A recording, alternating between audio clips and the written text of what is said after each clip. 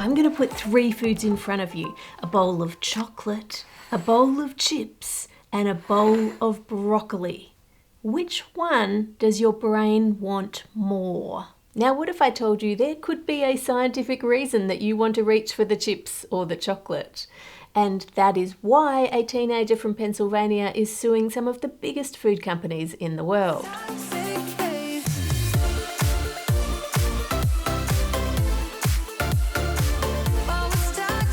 Bryce Martinez claims that ultra-processed foods have been deliberately designed to be addictive in a way that makes it hard to stop eating them. Wait, is that true? That's what we're going to figure out today. And if it is true, does this lawsuit stand a chance in court? If we take a look at the national trends in the USA, with this being the percentage of children aged 0 to 19 years, and the year is across the bottom, the percentage of children who are obese has been increasing year on year since the 70s. And the percentage of adults is following a very similar trend. In this lawsuit, they say that ultra-processed foods are addictive, and because of that, these ultra-processed foods should be treated like other addictive substances like alcohol or nicotine. Now, if we look at the tobacco rules, for example, that could mean things like extra taxes on those products, advertising restrictions, health warnings on labels, public awareness campaigns, and a minimum age that you would be allowed to buy or consume them. So what even is an ultra-processed food? Well, that seems to depend on who you ask. Ultra-processed foods. Ultra-processed foods, the high in fats, starches, sugars, and additives. Foods that contains ingredients that you're unlikely to have at home. Higher in fat, higher in sugar, salt, some sort of food additive. They're highly palatable. A lot of synthetic, unnatural ingredients. Packed with preservatives, emulsifiers, artificial colors, and sweeteners. Ultra-processed food is a specific level of processing where a lot has happened to the food. Ultra-processed foods have high contents of sodium, sugar, high fructose corn syrup, and nitrates. In general, ultra-processed food, it's very soft, it's energy dense, it's often full of salt and fat and sugar, and it doesn't have much water in it, so you eat it quickly. Only 1 in 3 Americans know what ultra-processed foods are. If you want to actually study the effects of ultra-processed foods on people's health, or have a lawsuit, or make extra taxes or restrictions based on that category, it has to be precisely defined, otherwise you just can't do it. There are a few different definitions, and the most popular one is the NOVA system, which is the one this lawsuit is using, and that splits food into 4 different categories. Firstly, we've got the unprocessed or minimally processed, and that's things like oats on their own, fruit and veg. So the second one is like processed culinary ingredients. Right.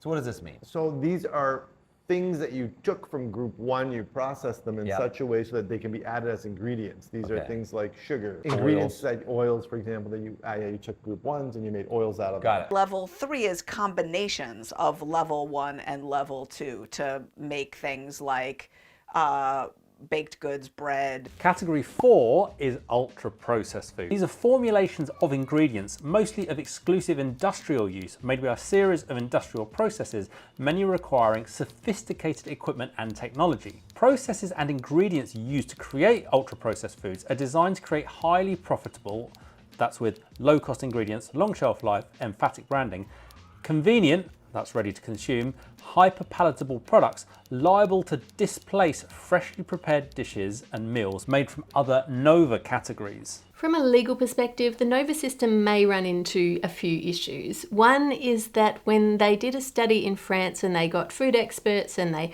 gave them all the definitions of the NOVA system, and they then gave them 100 foods and asked each of them to put them into one of the 4 groups and sort them out, they disagreed between each other as to what foods went where in 68 out of 100 foods. So that means that the categories are really not clear enough and are quite confusing. So from that perspective, obviously in the future they could tighten up those definitions so that we all know what goes where, but it does mean for any studies already done using the NOVA categories that the different people may have put different foods in different categories, which makes it then harder to compare what the results are between different studies. The other criticism of the NOVA system is it doesn't look at the nutritional quality of the food at all. If we look back at those news stories, the NOVA categories actually don't use high fat, high starch, high sugar, or high salt to categorise the foods. And the additives are split, with preservatives being in group 3 and things that would only be there to increase the texture or the flavour of the food are in group 4.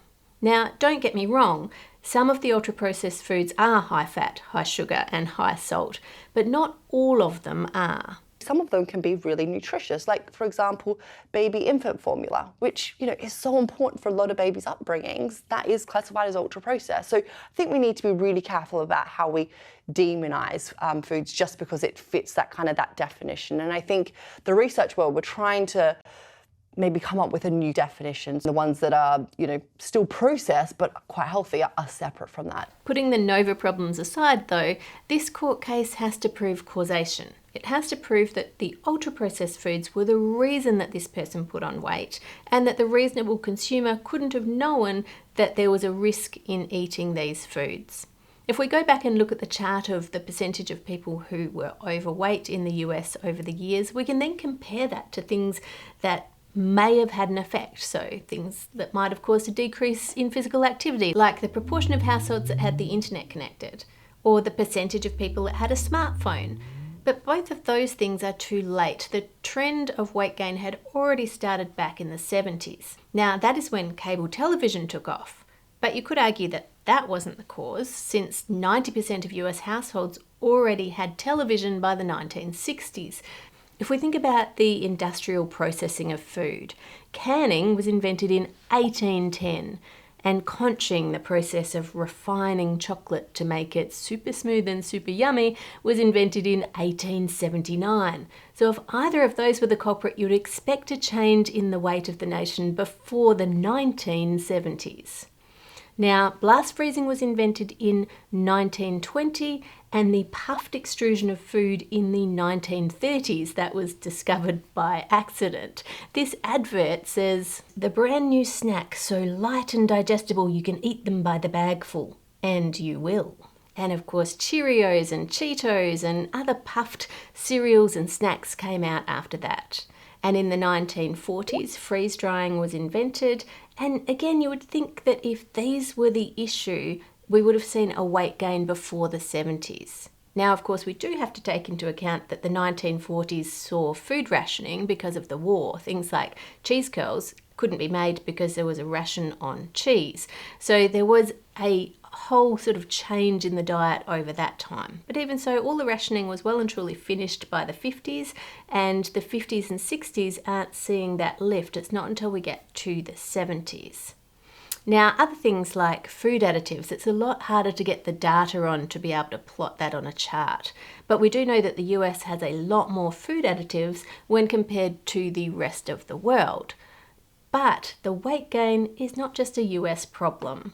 We're the third fattest nation amongst developed countries. Britain is too fat and is getting fatter. 20% of boys and 10% of girls are now obese. The rates of obesity and diabetes in Australia are very high. It's an international phenomenon. Now, you've probably heard some people say this weight gain trend is all because of sugar. Sugar is the problem. But if we look at this data that compares the US intake over 40 years from the late 1970s up till 2016, it showed a substantial decrease in sugar consumption.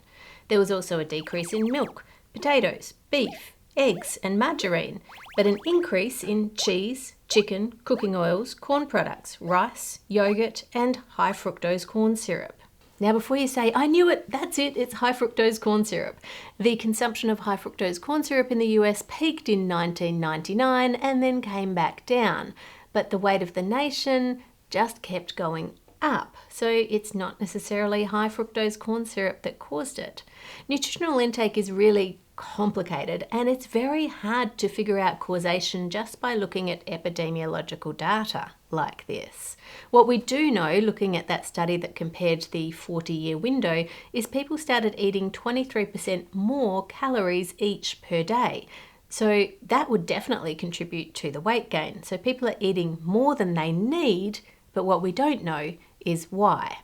If we look back at the graph and overlay the number of McDonald's restaurants, they exploded in the 70s, and the first Happy Meal was introduced here. That's pretty crazy when you look at it like that, isn't it? Now, of course, it's not just McDonald's, there are a whole heap of different fast food chains, so you could hypothesize that swapping from a home-cooked meal or a lunch that you made at home and took with you to fast food is the cause of this weight gain. Now, there was a similar court case to the current one back in 2002 when two teenagers tried to sue McDonald's for their weight and their related health issues.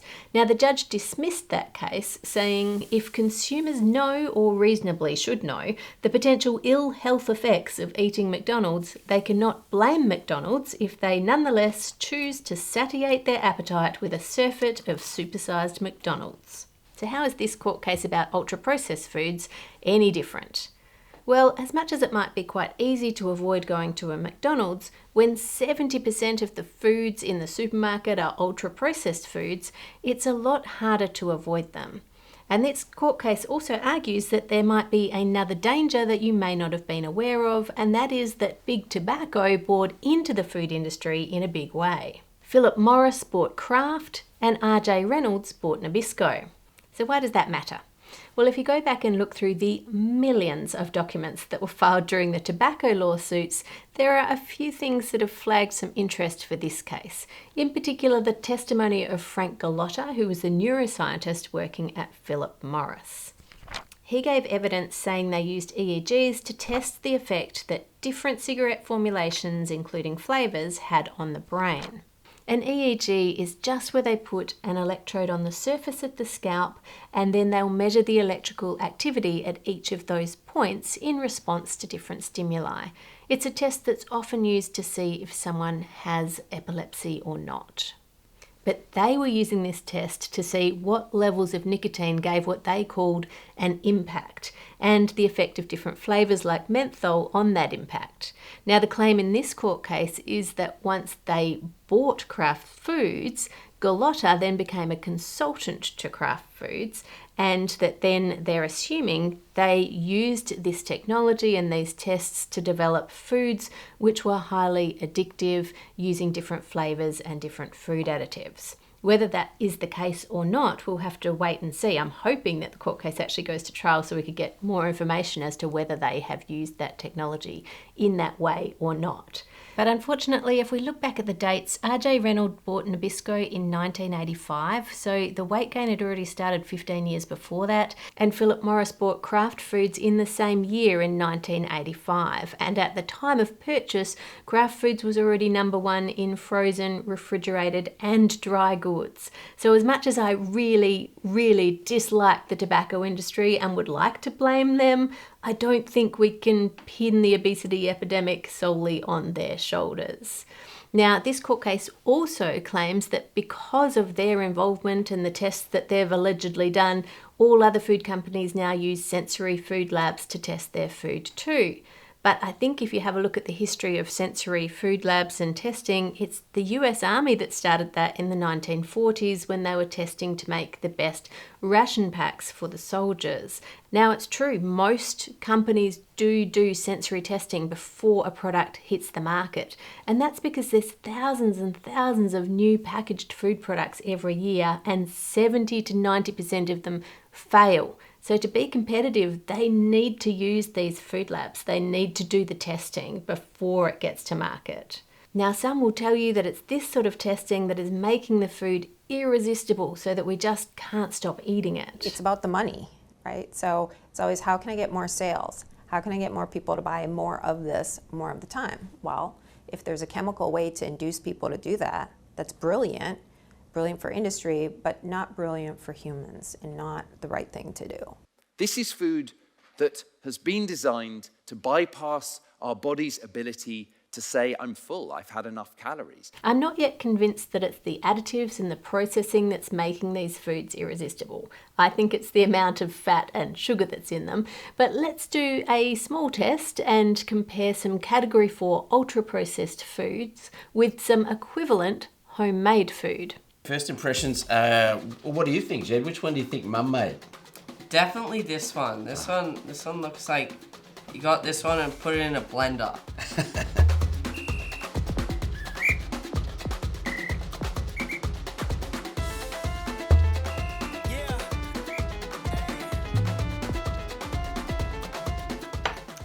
Just can't eat this one.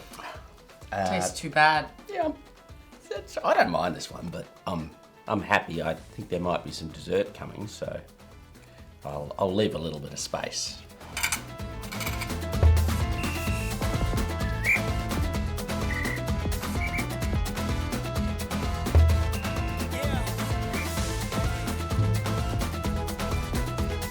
Definitely homemade from me, and delicious, everything.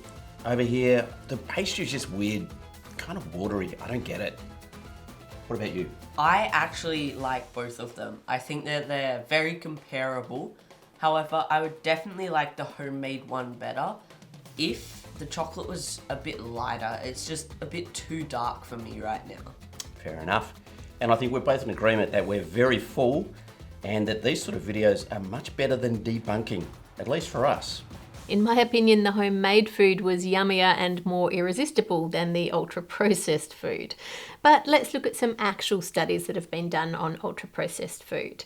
To date, most of the studies have been what's called observational studies, where you get a person and you ask them to do a 24-hour recall of what they ate in the last 24 hours, and then you weigh them, and based on that you then do a comparison. And many of these have linked ultra-processed foods to negative health outcomes and weight in adults.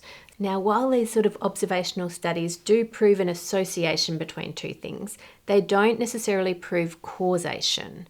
What I mean by that is, at the moment in time when you interviewed these people, were the people who were overweight and of ill health using ultra-processed foods because they were more convenient and the people were not well? Or did eating the ultra-processed foods make them overweight and unwell? What came first, the chicken or the egg?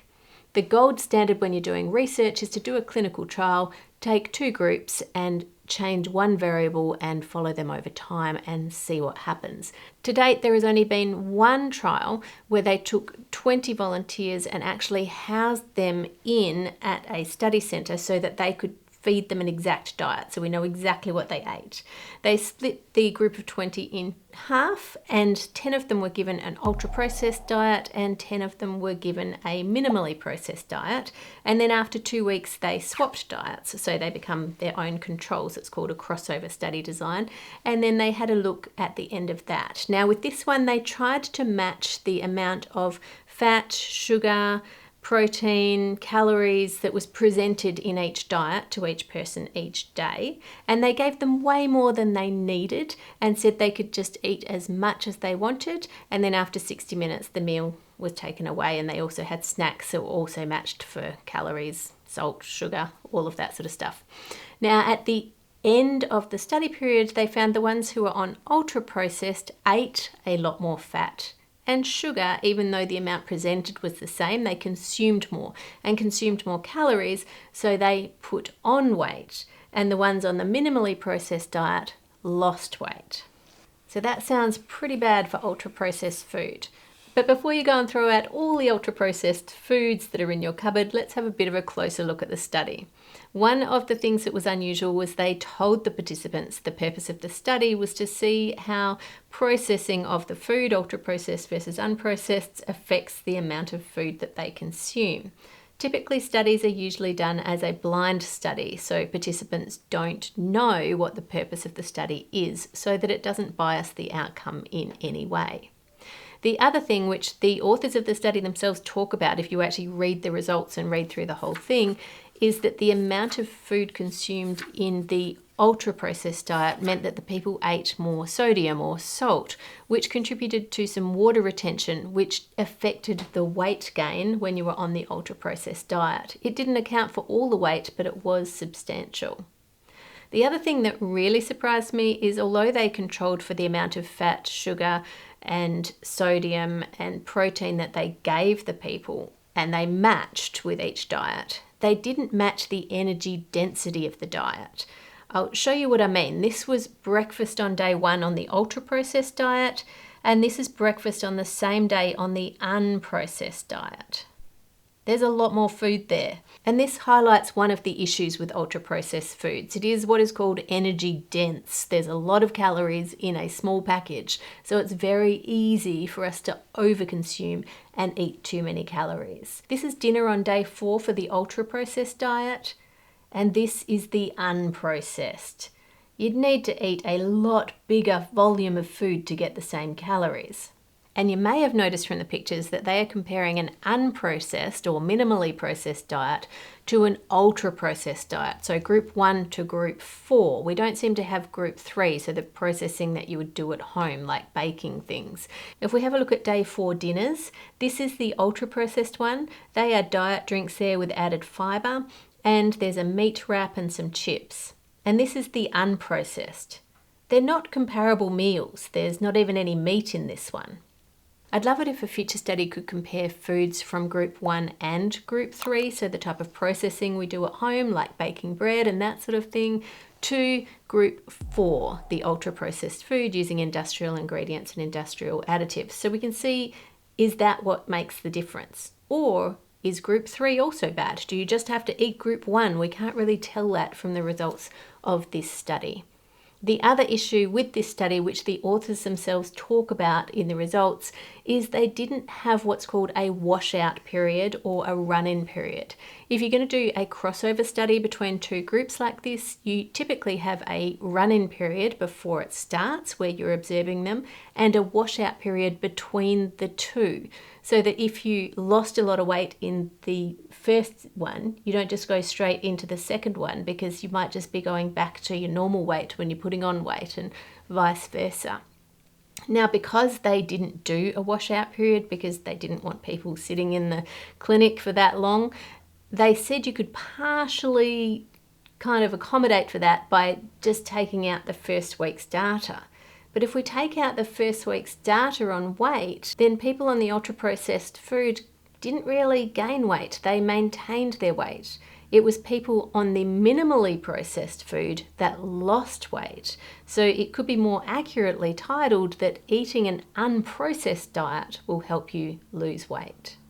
As is very typical in science, when there's only one study that's been done, the conclusion is more studies are needed.